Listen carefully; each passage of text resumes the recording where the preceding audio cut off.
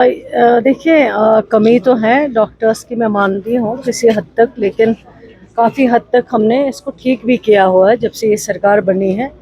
आप सबकी सरकार जिसकी क़ियादत उमर अब्दुल्ला साहब कर रहे हैं।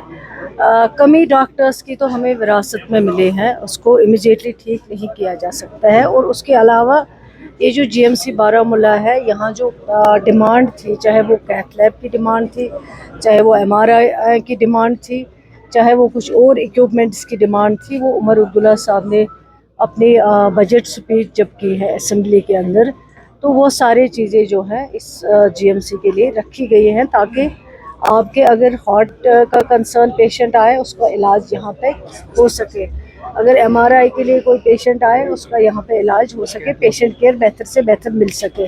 उसके अलावा डॉक्टर्स की कमी थी। परसों ही हमने डॉक्टर जो है जो यहाँ आज जिन्होंने ज्वाइन किया है उनको भेजा है, उसके अलावा कई और डॉक्टर्स को भी भेजा है, ताकि पेशेंट केयर बेहतर से बेहतर बन सके। और कमियां हैं, लेकिन कमियों को धीरे धीरे जो है वो ठीक किया जा रहा है। अभी तक काफ़ी हद तक ठीक किया है। सबसे पहले जब ये सरकार बनी है 500 नए डॉक्टर्स जो है अपॉइंट किए गए हैं, उनको अपॉइंटमेंट ऑर्डर दिए गए हैं, ताकि वो दूर दराज इलाकों में जाके पेशेंट केयर जो है वो ठीक कर सके।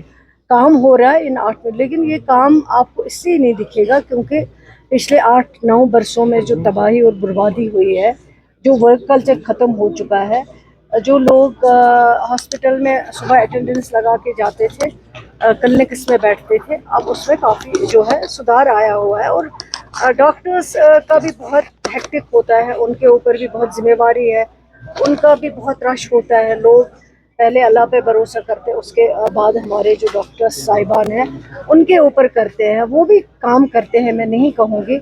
और जब पेशेंट आता है उसका अगर भरोसा होता है वो डॉक्टर के ऊपर होता है अल्लाह ताला के बाद।